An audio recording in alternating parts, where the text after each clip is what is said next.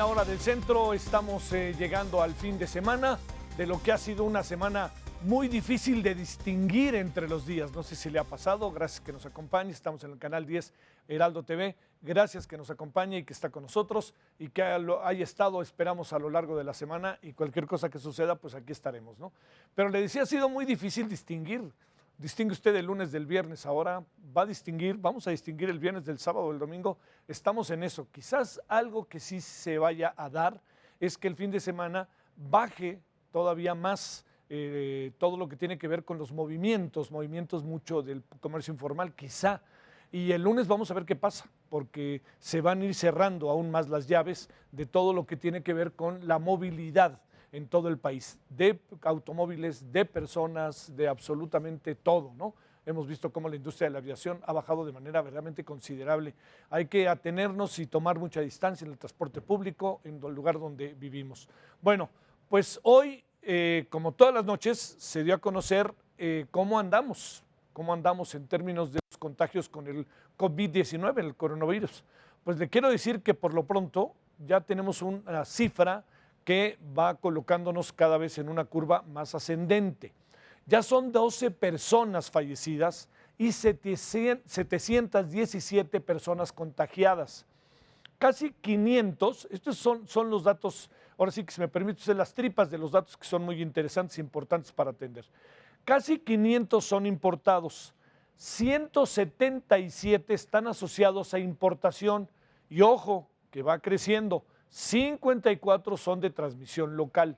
Particularmente este fin de semana es importante porque estaríamos de alguna otra manera cumpliendo ya 15 días de alguna otra manera en el confinamiento. El 11% de los casos, que estos son los datos que también es importante porque el gobierno ha logrado tener ese control, espero que no haya cifra negra y espero que no nos vaya a aparecer de repente una curva ascendente dramática, pero bueno, solamente el 11% ha requerido de hospitalización. Hoy se dijo que será después del 18 de abril cuando se presente el pico más alto de contagios. Esto es lo que pasó, pero esto es muy importante que lo consideremos. Quiere decir que en los próximos días tenemos que cuidarnos aún más porque el pico más alto se espera que se dé en exactamente 2 o 3 semanas. A casi un mes de que se confirmara el primer caso de coronavirus en México, se han registrado más de 600 expedientes. La edad promedio de los pacientes ronda entre los 30 y 34 años, mismo promedio en el que se encuentra nuestra población general. En Italia, por ejemplo, donde se han registrado más de 9,000 muertes, la mayoría de los fallecidos superan los 70 años, uno de los grupos más vulnerables ante el COVID-19. Italia es el segundo país del mundo con más personas que superan ese rango de edad. En México, la primera muerte por coronavirus ocurrió el 19 de marzo. De entonces a la fecha, más personas han perdido la vida. La mayoría hombres, quienes padecían otras afecciones como tabaquismo, insuficiencia renal, obesidad y diabetes. Esta última es también considerada una epidemia, pues afecta a 8.6 millones de mexicanos mayores de 20 años y es la segunda causa de muerte a nivel nacional. Desde el 24 de marzo, el país está en fase 2, que comprende caso de transmisión local. Hasta el momento no se ha decretado cierre de fronteras ni cancelación de vuelos internacionales, solo una jornada de sana distancia, que concluirá el 19 de abril. Con información de Edgar Ledesma, Heraldo Media Group. Queda claro que hay una mayor vulnerabilidad de personas que padezcan diabetes, hipertensión, asma, toda una serie de cosas. Lo que pasa es que, le diría, y todos lo sabemos, de alguna u otra manera se tiene un control sobre las cosas. Al tener un control sobre las cosas, pues ahí se va llevando la vida y se va teniendo atención. Cuando llegue el COVID-19 se detona todo y es ahí donde está el problema. No es tanto que mueran exactamente por la diabetes, porque se tiene de alguna otra manera un control, aunque hay una alta tasa de mortalidad por la diabetes. Lo que sucede es que con todos los agravantes, hipertensión, diabetes, asma, toda una serie de cosas, problemas pulmonares, el cigarro, pues ahí la lleva uno, pero ¡pum!, llega el COVID-19 y nos vamos a una precipitación de las cosas, lo que habla de la relevancia, que es que los ciudadanos, las personas que componemos nuestra sociedad, busquemos la manera de estar lo más sano posible. Y la verdad que lo digo, lo más sano posible sin dejar de divertirnos, porque también vida es una, ¿no? Bueno, vamos a hacer algo. Le vamos a presentar las cifras que se están reportando los estados, estado por el COVID-19. ¿Cuál es quién encabeza la lista? Pues bueno, tiene lógica que le encabece por la gran cantidad de habitantes que tenemos. Acuérdense que además también estamos en zonas conurbadas que por más que se distinga, de repente es muy difícil, pero es una densidad de población altísima y muy concentrada. Bueno, Ciudad de México, 5 muertos y 107 contagios. Jalisco, 3 muertos y 77 confirmados. Ojo con esto, en el caso de San Luis Potosí, 2 muertos y 19 contagios. Estado de México, 1 muerto y 70 contagios. Ahí también es densidad de población, ¿no? Ahí va una cosa con otra. Quintana Roo, 1 muerto y 32 contagios. Aquí el tema del turismo y el tema de, pues que es un centro turístico que tiene una gran afluencia de muchas nacionalidades, pudo haber detonado aún más el asunto. Michoacán, 1 muerto y 16 contagios. Y Durango, 1 muerto y 7 contagios. Bueno, son las cifras al momento. Ya sabe que mañana mismo vamos a tener otras, o en media hora o en 5 minutos podríamos tener otras. Hay algo importante, hoy creció de manera muy considerable el número de personas contagiadas. Ayer andábamos en 500 y tantas y hoy llegamos a más de 700. Bueno, el Consejo General del Instituto Nacional Electoral, estamos derivados del coronavirus, aprobó hoy un acuerdo para la suspensión de plazos electorales, como aquellos relacionados con la formación de nuevos partidos políticos y con procesos sancionadores, como medida especial ante los contagios del COVID-19 en México. ¿Qué quiere decir? Que platicaron las autoridades de salud con las autoridades electorales y llegaron a esta conclusión. No es una decisión autónoma o única que tome el INE. Sí la toma autónomamente, pero la toma en función de la conversación que tiene con la Secretaría de Salud y las autoridades de salud, que le dicen esto puedes hacer y esto no puedes hacer en términos de que pueda afectar la salud de las personas. El INE también podría suspender, ojo con esto, las elecciones locales. Este año hay elecciones en 2 estados, particularmente en Hidalgo y en Coahuila.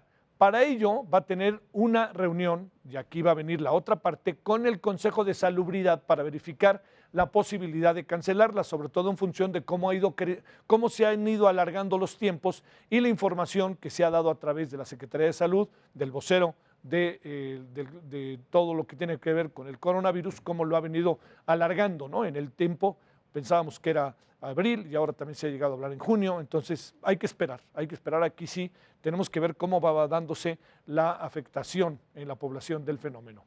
La pandemia del coronavirus ha llevado a la economía mundial a una recesión igual o peor que la del 2009. Más bien, yo le diría, por lo que he estado leyendo y he estado escuchando, peor. Esto lo declaró el Fondo Monetario Internacional, que consideró que serán necesarios los fondos masivos por más de 2.5 billones de dólares para ayudar a las naciones en desarrollo. Más de 80 países han solicitado apoyo de emergencia. Ojo, ayer la Organización de Comercio alertó que cada mes de paro en la actividad industrial y de servicios puede costar hasta 2 puntos porcentuales del Producto Interno Bruto de las principales economías. Imagínense, esto es un lanonón auténticamente. Bueno, ¿qué nos va pasando a nosotros acá en México? Es importante ver. Hoy la mezcla mexicana de petróleo cayó todavía más, fíjese, 11,32%, perdónme, con lo que el barril se acabó ofertando en $13.01. Este es su nivel más bajo en 18 años. Son muchas las variables que se están juntando. Ahí yo le diría, se está juntando coronavirus, se está juntando una situación económica mundial particularmente delicada, se está juntando los problemas económicos que tenemos en el país y se está juntando que pues se echó a andar la maquinaria de producción petrolera de los países árabes y el resto ya lo estamos viendo. Bueno, la semana cerró con 23.32 pesos por dólar en términos de la paridad a nivel intercambiario, luego de que esta semana en los bancos se ofertara en casi hasta 26 pesos. Logró bajar, pero no se nos olvide que venimos de 19, para hablar de lo reciente, pero no se nos olvide, logró bajar como sea, ¿no? Logró, atemperar momentáneamente. Y viene el fin de semana que le ayuda a la bolsa, le ayuda al petróleo y le ayuda al dólar. Bueno, en medio de esta situación hay algo que se ha convertido en un inevitablemente tema. ¿cómo anda la imagen y la popularidad en el caso mexicano del presidente Andrés Manuel López Obrador? Le diría que hay diferentes mediciones, ¿no? Algunas mediciones lo siguen colocando en una posición favorable, pero es evidente que ya empezaron a pasar ya empezaron a pasar cosas, como se dice. Ya apareció por ahí el tema del Culiacanazo, que sumó al tema de las mujeres, que sumó al tema de las críticas que ha recibido sobre la cuestión del coronavirus, el manejo que se ha dado al COVID-19. Y si le parece, veamos, que yo creo que sería lo mejor que usted viera lo que dicen las encuestas. Entiendo muy bien que muchas de estas encuestas pueden ser susceptibles de ser criticadas, pero yo le diría, esto es lo que miden encuestas de empresas que están certificadas ante el país y ante el desarrollo mundial de lo que corresponde a este tipo de empresas. A ver, veamos y a ver para que usted tenga, ahora sí que como dicen, su criterio. Acerca de mi popularidad, estamos bien. Tenemos mayoría. La gente nos está apoyando. Lo que dice el presidente no coincide con las cifras de las encuestadoras, y esto se acentuó desde que se confirmó el primer caso de coronavirus en México. Para el 28 de febrero, López Obrador mantenía una aprobación del 54.4%. Sin embargo, un mes después se encuentra en 49.6%, lo que representa una baja porcentual del 4.8%, según la consultora Mitofsky. Aunque en el pasado al presidente esto parecía no importarle. Sí, hay una reacción, pero nada también que sea significativa, preocupante. Dicho resultado coincide con los datos de la encuesta del Grupo de Economistas y Asociados e Investigaciones Sociales Aplicadas sobre que la aprobación de Andrés Manuel López Obrador se encuentra en 47 puntos. Es decir, hoy López Obrador obtuvo una caída a menos del 50%, la posición más baja desde que inició su gestión. El porcentaje de ciudadanos que respaldan incondicionalmente al presidente se redujo a la mitad. Que sigamos bajando, no le hace. Nada más que no sea mucho, que sea así, 3 puntos cada 3 meses. Aurora Castillejos, Heraldo Media Group. Bueno, lo que pasa es que sí se ha acentuado el asunto. Mire, algo que también es importante ver, es decir, como haciendo los comparativos, es que es natural que al triunfo de López Obrador tan legítimo, tan contundente, pues se viniera naturalmente una subida aún más de los que votaron por él.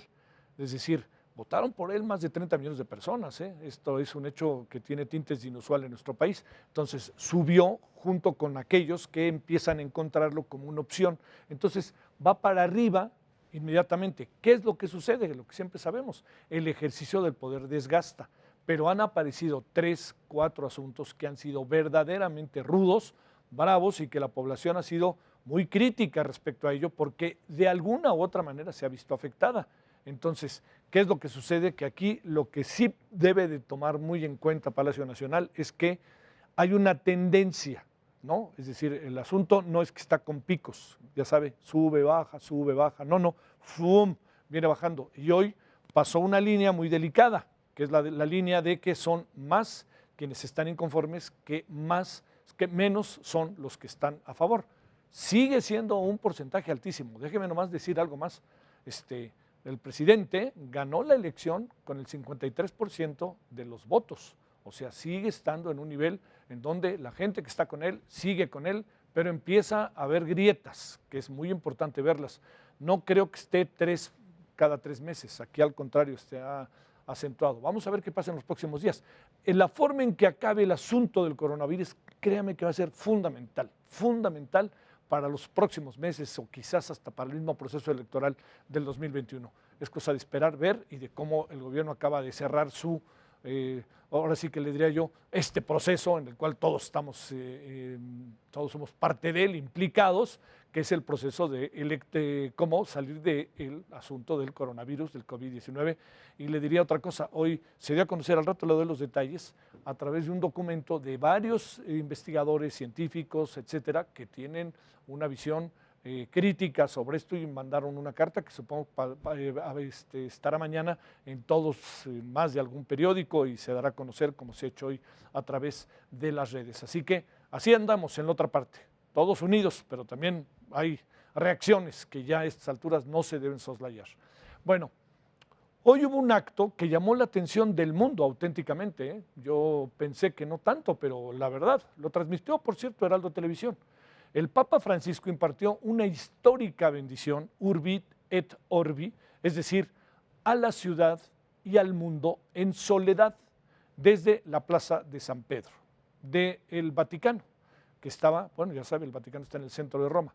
El Vaticano, estas escenas sí tienen algo de impresionante y además estamos ante un papa de primera, me parece formidable, yo he tenido la oportunidad de conversar con él en 2 ocasiones, un papa de primera, pero también le quiero decir un papa cansado, un papa que sabe, además no olvide que Italia está cargado con el coronavirus, pero ve usted esta escena, no sé si le llame la atención o no, sea usted católico o no, creyente o no, ahí invariablemente todo eso está rodeado de personas y se busca, que esto son las famosas reuniones del Papa con la gente que son los miércoles, se busca que siempre haya gente a su alrededor, están sacerdotes de todo el mundo que siempre invita el Papa.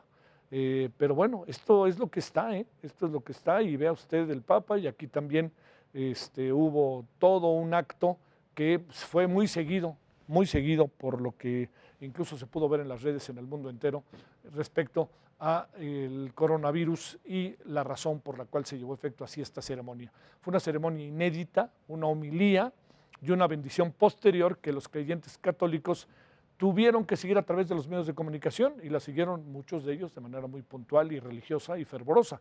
La Santa Sede ha ordenado el cierre hasta el 3 de abril de la plaza y la Basílica de San Pedro.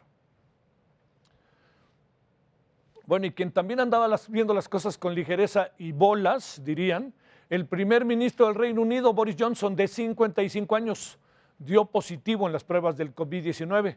Hace unos días auténticamente se jactaba de que estrechaba las manos de la gente sin mayor problema ni temor. A mí no me pasa nada. También su ministro de Sanidad, Matt Hancock, está infectado, nomás para que vea estas cosas que más vale ser serio en esto, ¿no? Bueno, vamos al preámbulo de la mesa que vamos a tener este día. Ya sabe que estamos a control remoto a través de Skype. Bueno, pues vamos a cumplir de manera muy puntual y igual como le decía, este estudio al rato tendremos que ver algún día. No hay un solo camarógrafo porque ellos nomás nos acomodan las cámaras porque todo el mundo está cumpliendo al máximo todos los procesos que ha pedido la autoridad. La etapa de confinamiento por el COVID-19 podría agravar la situación de violencia que viven muchas mujeres en sus hogares. Ayer autoridades destacaron que ante una situación de esta naturaleza, las víctimas, no lo olvide por favor, pueden marcar al 911. También están los refugios. Veamos qué es el preámbulo. Entiendo que no se trata de colocar hombres, mujeres separadamente, pero con los antecedentes y con la vida que tiene el país y con la violencia que hay contra las mujeres es un asunto que no se puede pasar por alto. De que estar en casa es la mejor alternativa para evitar contagios ante la contingencia de coronavirus, para algunas mujeres que viven violencia, el aislamiento junto a su agresor no es la mejor opción. En China, en la ciudad de Jinzhou, a 200 kilómetros del epicentro donde fue detectado el coronavirus, durante el mes de febrero se dispararon al triple las denuncias por violencia doméstica. Mientras que para México, la violencia familiar ha sido una constante. Tan solo durante el año pasado a nivel nacional se abrieron 202.889 indagatorias por violencia familiar a nivel nacional, lo que representa que diariamente más de 555 mujeres fueron víctimas de este delito. A pesar de que en México nos encontramos en la fase 2 de esta enfermedad, el estrés, falta de ingresos y preocupaciones por la pandemia pueden ser factores que aumentan el riesgo de las mujeres durante una relación de pareja.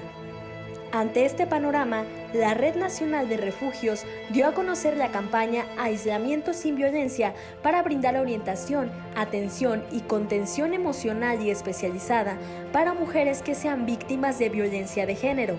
Si te sientes insegura, con miedo al estar con una persona que te agrede, comunícate al 5674-9695 en la zona metropolitana y al 800-822-4460 para llamadas nacionales. Gloria Piña, Heraldo Media Group. Bueno, este trabajo de Gloria Piña es el antecedente y le digo cómo vamos a llevar efecto en nuestra mesa. De aquí a la pausa estaremos conversando con Nadine Gassman, quien es presidenta del Instituto Nacional de las Mujeres, y después de esa pausa nuestras otras invitadas están escuchando a Nadine y estaremos hablando de lo que plantea Nadine, pero también de lo que ellas nos quieren decir y nos deben decir respecto a esto que hemos titulado En cuarentena con el agresor. En algún sentido, yo diría, a lo mejor lo que tenemos que hacer es preguntarnos, ¿no? Para no hacer una afirmación contundente. Bueno, Nadine, te saludamos con mucho gusto. ¿Cómo has estado? Muy bien, gracias, Javier. Aquí guardando la sana distancia. Supongo. ¿Cómo has estado yendo a tu oficina o básicamente desde tu casa has manejado el tránsito? Pues lo más posible en casa. He tenido que salir para algunas cosas, pero lo más posible en casa, siendo muy disciplinada porque nos toca a todos y a todas poner nuestra parte. Bueno, oye Nadine, hay muchas cosas, pero déjame plantearte algo que el otro día tenía oportunidad de conversar contigo. Con tu experiencia en Brasil y en otros países, ¿qué podría estar pasando en las cuatro paredes de muchos hogares en América Latina? ¿Qué presumes que podría estar pasando? Mira, yo creo que esta situación en la que estamos es una situación inédita, ¿no? Hace muchos años que no estamos confinadas, toda la sociedad, todos al mismo tiempo, en casi todo el mundo, tomando esta responsabilidad social. Yo creo que es un momento muy importante de reflexión personal y colectiva. Es un momento de decir, hay que poner en cuestionamiento muchas cosas, desde lo económico, lo social, lo ambiental, pero también lo personal, ¿no? Entonces sí, si nosotros vemos las estadísticas, tenemos una preocupación que además está basada en lo que hemos oído que ha pasado en otros países, de un aumento de la violencia contra las mujeres y las niñas. Lo que queremos hacer, lo que queremos llamar es a decir, paremos con esto, paremos y que los hombres hagan una reflexión importante en relación a qué quiere decir ser hombre en el siglo XXI, cómo tenemos que compartir los cuidados, cómo es un momento de repensarse como hombre en sus relaciones de parejas, en sus relaciones de falta de comunicación con la familia y de parar la agresión. Nosotros lo hemos dicho siempre, lo más importante es la prevención y puede ser que esto nos dé ese momento de reflexión. Ahora, tampoco somos ingenuas, ¿no? Y lo que es muy importante es llamar a esta prevención, decirle a las mujeres claramente que el COVID-19 no es algo que justifique que ellas acepten, vivan violencia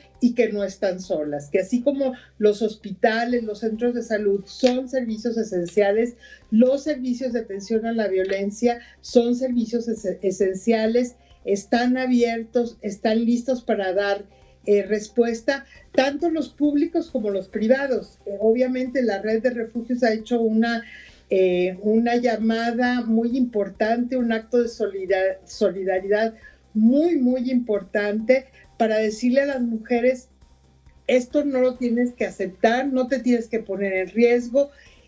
Estamos oyendo también algunas experiencias que a mí me parecen muy buenas de sacar a los hombres de la casa, es decir, las mujeres se quedan y los hombres los ponemos en albergues, los metemos a donde sea, pero que no estén agrediendo a las mujeres y a los niños. Pero nuestro llamado, Javier, sí, realmente es a esta reflexión y yo creo que es un tiempo inmejorable. Oye, ¿presumes que en Estados Unidos podría haber circunstancias también similares de violencia intrafamiliar, a pesar de que tanto se habla pues de que no es tanto así, de cosas así? ¿Qué presumes, nomás para tener un referente por la agudización de la crisis del coronavirus en la Unión Americana? Mira, yo me parece que las estadísticas nos hablan que 1 de cada 3 mujeres sufre violencia en su vida. No veo por qué los Estados Unidos serían diferentes. Creo que lo que es muy interesante de parte nuestra como gobierno es que lo estamos poniendo en la agenda, estamos trabajando para que las mujeres tengan a dónde acudir. En todos los estados están los institutos de las mujeres estatales dando atención, dando apoyo vía remota, pero cuando se necesita atención personalizada. El 911 se está fortaleciendo para dar una mejor respuesta y obviamente las organizaciones de mujeres están muy atentas y muy solidarias. La Red de Refugios es un ejemplo, pero hay otras. Esto es sí un tema nuestro, no somos el único país, en Europa también se está hablando de esto y han habido iniciativas interesantes. Seguramente en los Estados Unidos las organizaciones de mujeres y probablemente los gobiernos locales lo estén también viendo. ¿Qué has visto? ¿Qué tienes ahí, te diría, en cuanto a la Fiscalía General, en cuanto a los ministerios públicos? ¿Qué podemos decir que ha pasado desde que empezó en sentido estricto esto de estar guardados en el confinamiento en que la sociedad anda? ¿Qué ha pasado a lo largo de ustedes? ¿Qué reportes podrías darnos, Nadine? Mira, no tengo reportes de cifras, no tengo, digamos, de esta última semana. Lo que sí hemos estado muy ocupadas es realmente en fortalecer los servicios. De hecho, aunque por ejemplo los juzgados están cerrados, hay guardias y las guardias se han garantizado que en las guardias haya jueces para que dicten medidas de protección, para que los temas de pensión alimenticia, que es muy importante para las mujeres, para que puedan seguir, digamos, dándole de comer a sus hijos e hijas, estén trabajando. Las juezas, la Asociación Internacional de Juezas, el capítulo de México, ha hecho un esfuerzo de captar la información y ponerla a disposición, la van a estar actualizando. Estamos trabajando con el 911, hemos hecho un apelo a las fiscalías estatales y a la fiscalía de estar preparados. Entonces estamos en una fase de preparación porque realmente esto está,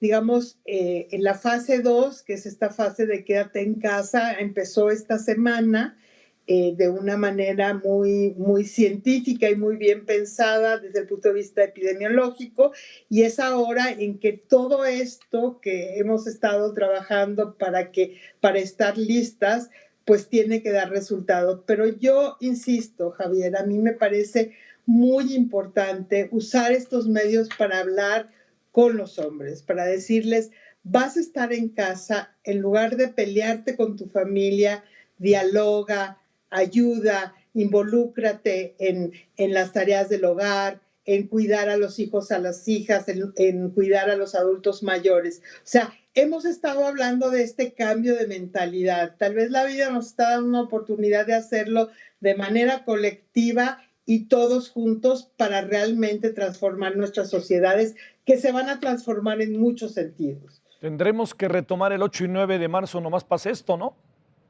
Pues mira, yo lo que creo es que esto dialoga y está conectado directamente con el 8 y 9 de marzo, en el sentido que el 8 fue este grito de basta, este grito de vamos a parar y tiene que parar la violencia contra las mujeres. Qué mejor oportunidad de fortalecer los servicios, pero también de hablar de la prevención.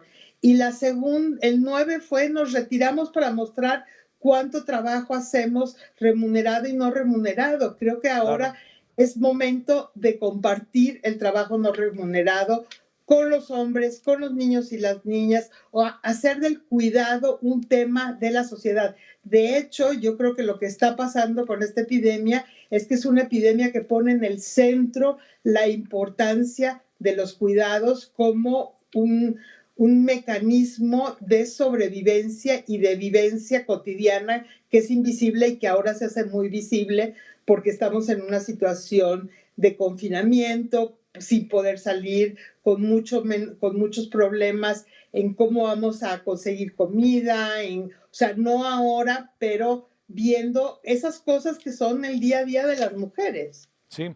Oye, por último, para cerrar, ¿tienes la impresión de lo que has podido ver en tu experiencia al frente del instituto, que las mujeres cada vez son más arrojadas para ir a denunciar o todavía hay un poco de temores desde el Ministerio Público, desde qué les van a decir en su casa cuando regresen, todas estas cosas? ¿Qué has alcanzado a apreciar en lo que llevas al frente del instituto?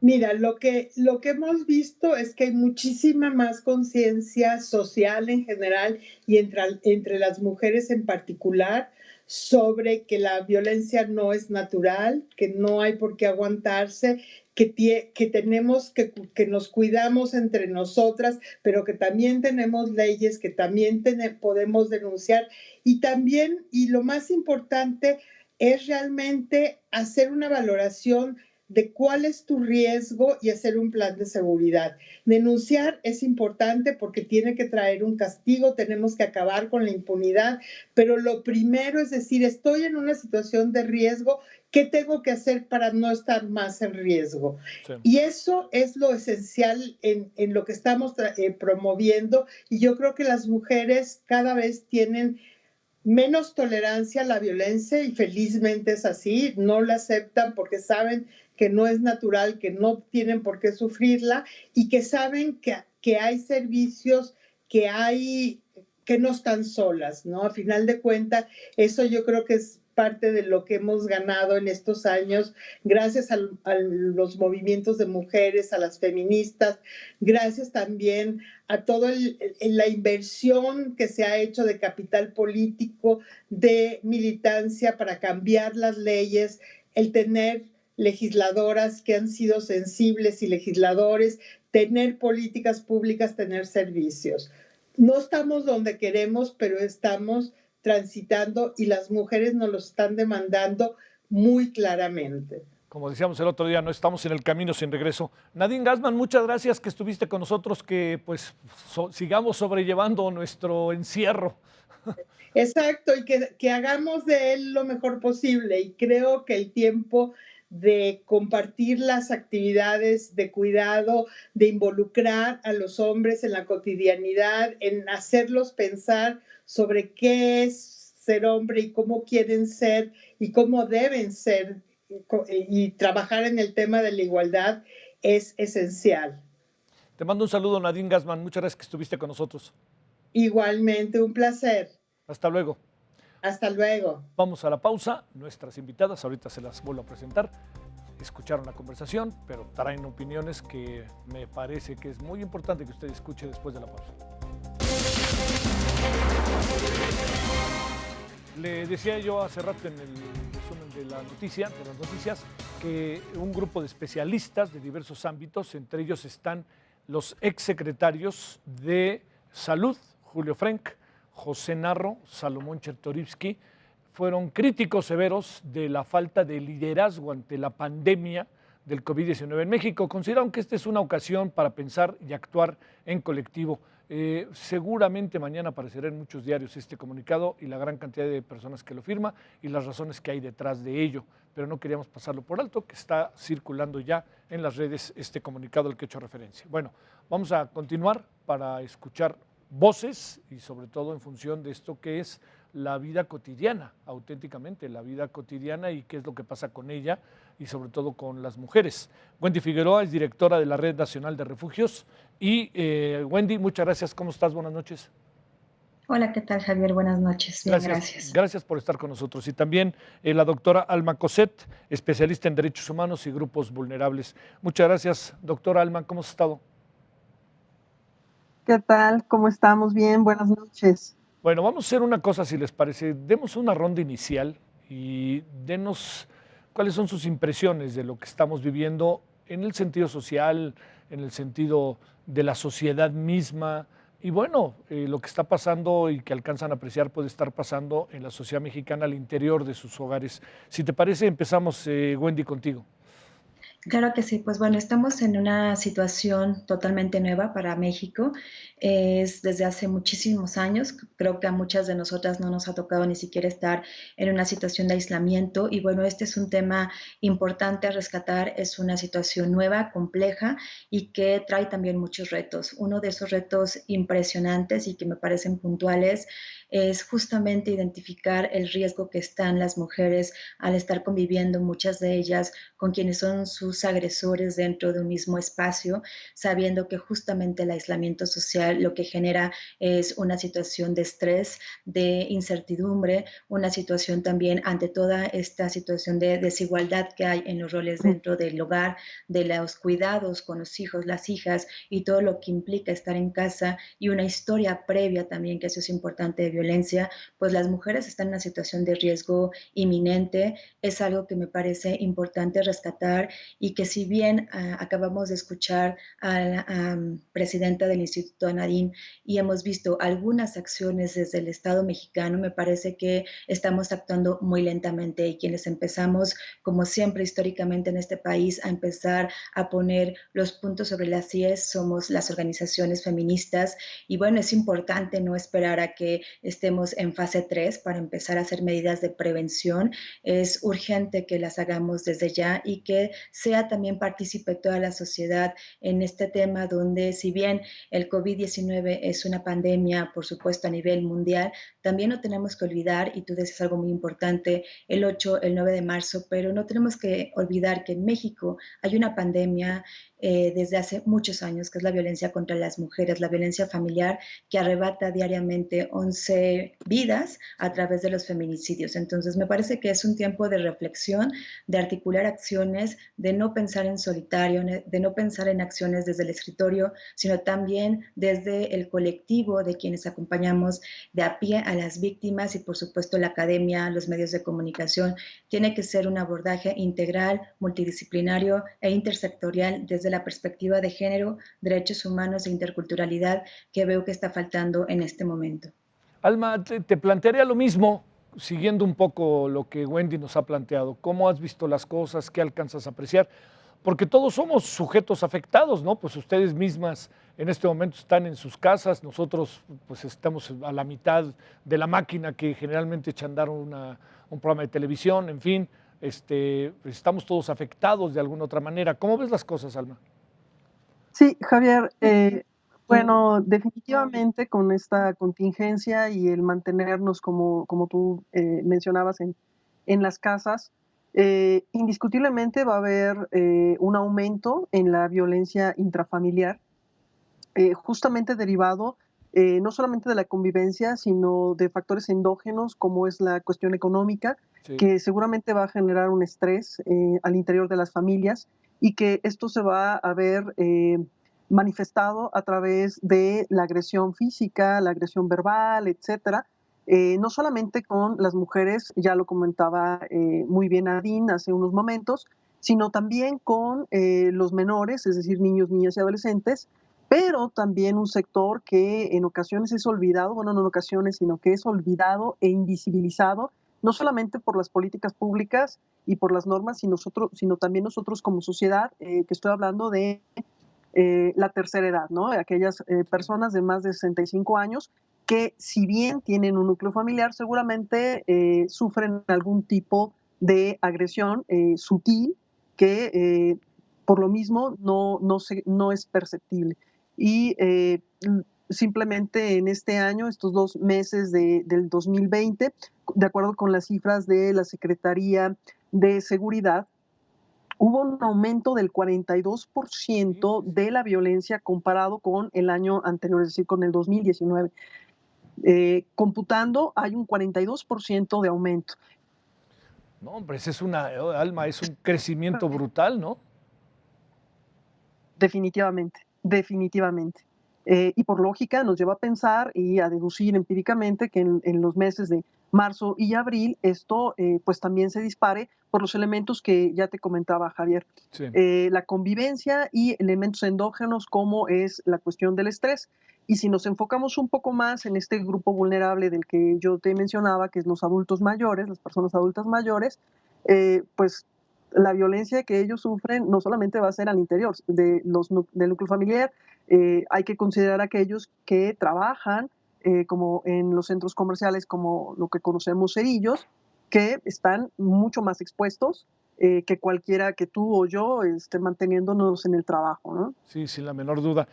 Wendy, a ver, con los grupos con los que trabajas, sé muy bien que estás ahí en contacto sistemático con ellos, ahora quizás más a control remoto por razones obvias. ¿Qué presumes que anda pasando? ¿Qué supones que ha pasado en esta primera semana? Y además todo indica que la siguiente semana, Wendy, las cosas van a tener que ser más severas por razones propias de la expansión del virus. Mira, lo que hemos visto a nivel nacional en los refugios integrantes es que la demanda de solicitudes de ingreso han incrementado. Las orientaciones que hemos tenido que cambiar, recordemos que los refugios tienen su cara pública, que son los centros de atención externa. En su mayoría hemos tenido que transitar a brindar atención vía redes sociales, vía telefónica. Aquellas mujeres que tienen este mecanismo como el Skype, pues bueno, también dar las sesiones y dar esta continuidad. Pero también han incrementado muchísimo las llamadas de orientación, las llamadas para pedir pues información sobre qué hacer ante alguna situación de riesgo, y nos ha permitido de alguna forma crear conciencia. Muchas mujeres están llamando para identificar esos foquitos rojos y poder prevenir situaciones de riesgo, y podemos acompañarlas a hacer un plan de actuación con alguna red de apoyo familiar, etcétera. Pero han habido mujeres que ante la situación de violencia salen de su hogar y se van a algún ministerio público o se van a alguna institución de gobierno y nos llaman desde ahí para decirnos a dónde pueden recurrir las mujeres. Si bien hoy día en los refugios seguimos operando, estamos con las puertas abiertas, no se ha dado ninguna indicación para nada por parte de quienes estamos al frente de estos refugios de cerrar las puertas. Nos queda muy claro que la problemática de la violencia contra las mujeres se va a incrementar. Esto no es porque queramos, es porque tenemos todo un histórico, porque sabemos cómo son los comportamientos dentro de un aislamiento, y porque además en otros países que ya sucedió, pues hemos visto estadísticas lamentables que ahorita México puede prevenir e identificar. ¿Y a qué nos enfrentamos? Que la realidad es que vamos a llegar a un momento en donde no vamos a poder dar respuesta a todas las solicitudes, porque pues en los refugios no llegamos ni siquiera a 100 dentro de nuestro país. Y eso implica prácticamente que habrá muchas mujeres que tienen que establecer otras estrategias y otras alianzas, entre ellas las familiares, las redes de apoyo, que son súper importantes. Pero también ahí yo creo que el Estado mexicano tiene que implementar, y no lo he escuchado, me encantaría escucharlo, albergues temporales, y esto es muy diferente a un refugio. Los refugios no pretendo, por supuesto, que de la noche a la mañana se creen más refugios, porque tienen que ser profesionales, tienen que ser con un protocolo, los domicilios son anónimos, confidenciales, de acuerdo a la Ley General de Acceso a las Mujeres a una Vida Libre de Violencias, pero sí deberían de estar pensando en implementar albergues temporales para víctimas de violencia, para que justo ante una situación de riesgo puedan acudir y estén abiertos y que tengan un espacio donde estar durante este proceso de cuarentena, que no solamente se espera.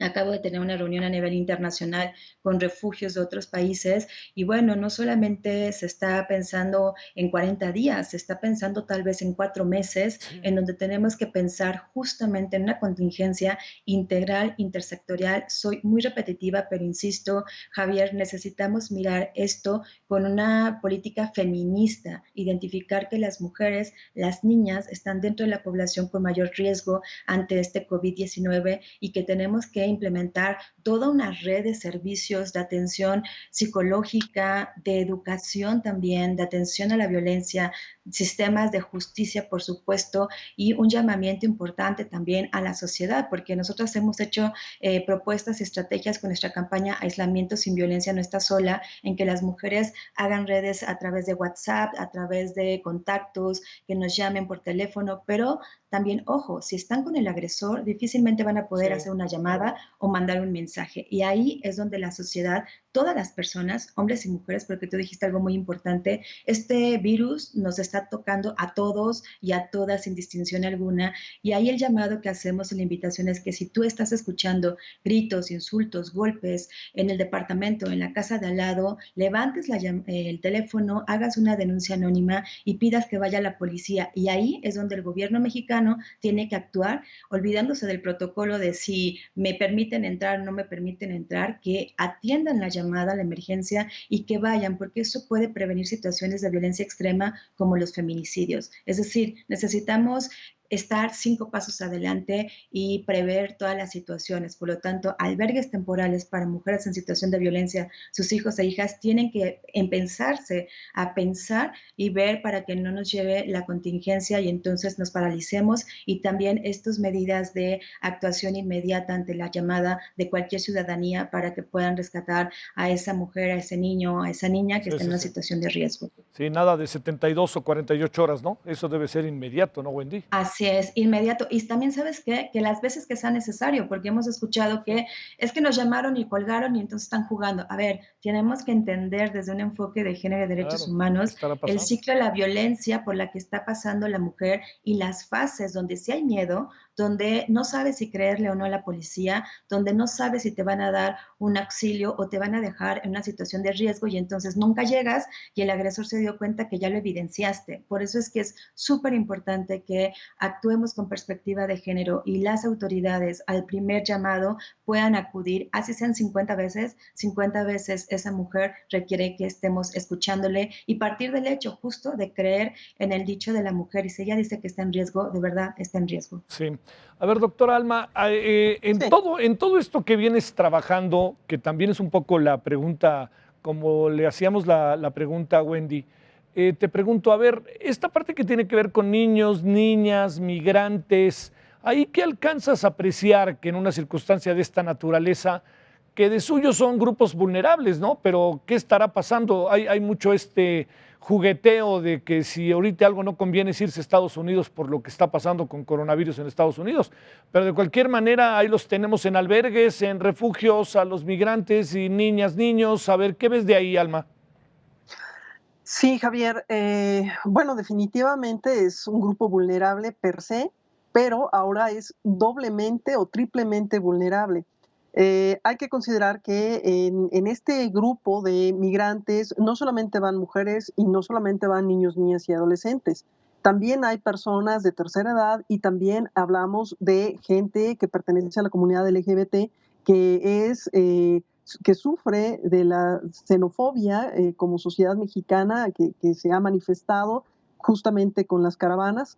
Hay que también comprender que el flujo migrante tal vez disminuyó porque los flujos tienen épocas del año en donde son más intensos que otros. Por ejemplo, en diciembre los flujos bajan, pero justamente a mitad del año y a principios es cuando los flujos son más intensos. Sin embargo, hay que considerar que el paso sigue dándose aun cuando no vemos caravanas migrantes que siempre han existido y no surge nada más en octubre del 2018. Son flujos que siempre se han dado. Ahí es donde me parece que tenemos que hacer un llamado al gobierno federal, a los gobiernos estatales para implementar políticas realmente integrales en los 3 niveles de gobierno que sean sincrónicos para que se pueda atender de manera puntual e integral a estos contingentes que al final, independientemente de que sean hondureños, salvadoreños y que los etiquetemos como nacionales de algún estado, hay que considerar que son seres humanos y como tal no están ya bajo esta lógica de mejorar condiciones de vida por un elemento económico, sino más bien es una necesidad de sobrevivencia por cuestiones de violencia, por cuestiones, factores como por ejemplo el cambio climático, que es otro de los elementos que han empujado a las personas a moverse, ¿no? En este derecho de movilidad.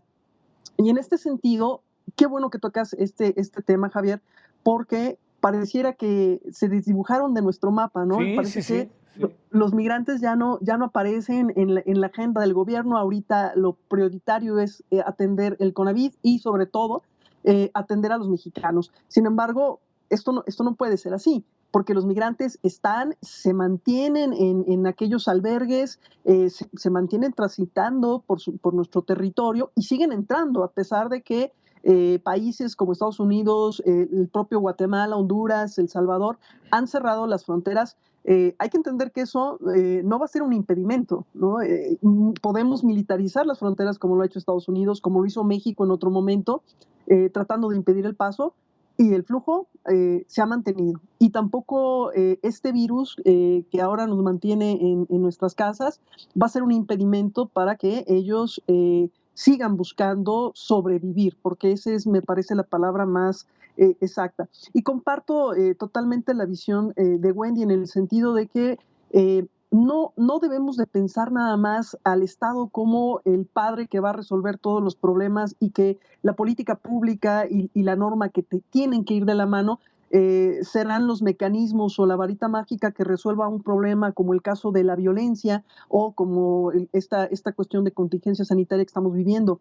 También nosotros como miembros de la sociedad mexicana, como miembros de una sociedad, estamos obligados en no solamente ser solidarios y coadyuvar en estos esfuerzos con llamadas, por ejemplo, decía acertadamente Wendy, y eso es uno de los elementos que hay que considerar muchísimo. Si estamos escuchando, si estamos viendo que una persona necesita el apoyo, una llamada, etcétera, nosotros como miembros de esta sociedad estamos obligados por el simple hecho de que el otro es una persona, sí, y hay que verlo y hay que valorarlo como tal. Bauman en esta parte teórica que habla justamente de la sociedad líquida, nos hace ver como desechos, ¿no? Como aquello que me sirve en un momento y como un celular ya no me sirve, entonces lo voy a desechar y lo cambio por otro. Nosotros somos personas, somos seres humanos que tenemos un valor y creo que eso es lo que hay que recuperar y es una de las enseñanzas que tenemos que asimilar con este momento que estamos viviendo a nivel mundial, ¿no? A ver, déjenme sí, vivas, perdón, Alma, ¿te interrumpí? No, está bien, Javier. Ah, bueno, sí. ¿Saben qué? Tenemos 2 minutitos. Yo le pido a cada una de ustedes, a ver, un planteamiento que sé que no es tan rápido, aunque de alguna otra manera las dos lo han planteado, que es el asunto de, bueno, necesitamos medidas preventivas. ¿Qué hacer ahorita con las medidas preventivas? No qué hacer en 3 meses, qué hacer ahorita, yo diría desde esta noche o como se ha venido haciendo. Cada quien, si no les importa un minuto, que nos dé ideas generales. Si te parece, empezamos contigo, Wendy. Claro que sí. Bueno, ¿qué hacer ahorita? Pues primero a las mujeres que están en una situación de riesgo, justo llamarnos, no esperarse, identificar que si ya hay una violencia histórica, en cualquier momento se puede desencadenar, que sepan que el estar en aislamiento no significa que tienen que quedarse en ese espacio, hay alternativas. En cuanto a la sociedad, pues justo ser partícipes, también responsables, no hacer compras de pánico, sí, no pensar que esta solución del coronavirus es una solución de solidaridad, donde si yo estoy bien, tú también vas a estar bien, donde si tenemos el privilegio, porque hay que decirlo, quienes estamos en casa trabajando, tenemos el privilegio de estar además en un ambiente o en un entorno no violento y tenemos a un familiar o a alguien que está en una situación de riesgo, pues ofrecerle nuestro acompañamiento y nuestro apoyo. Y el llamado al Estado mexicano y al gobierno federal a liberar el presupuesto para refugios. No podemos seguir atendiendo si no está el presupuesto, si no hay una política transversal con perspectiva de género. Sale, gracias, Wendy. Sí, tenemos muy poquito tiempo. Adelante, Alma. Sí, Javier, es rapidísimo. Yo creo que tres cuestiones muy puntuales. Por parte del gobierno me parece que hay que repensar las estratégicas y acciones que se están tomando en esta contingencia en todos los factores. Esto es no solamente los sanitarios, sino en cuestión de violencia.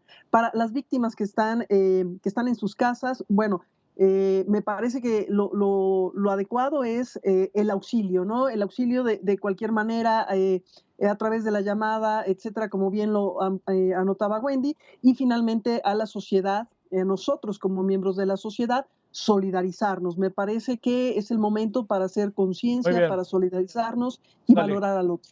Muchas gracias a las dos. Gracias. Gracias, Javier. Gracias. Buenas noches. Pásela bien, buenas noches. Buen fin de semana, se lo deseamos en serio. Adiós.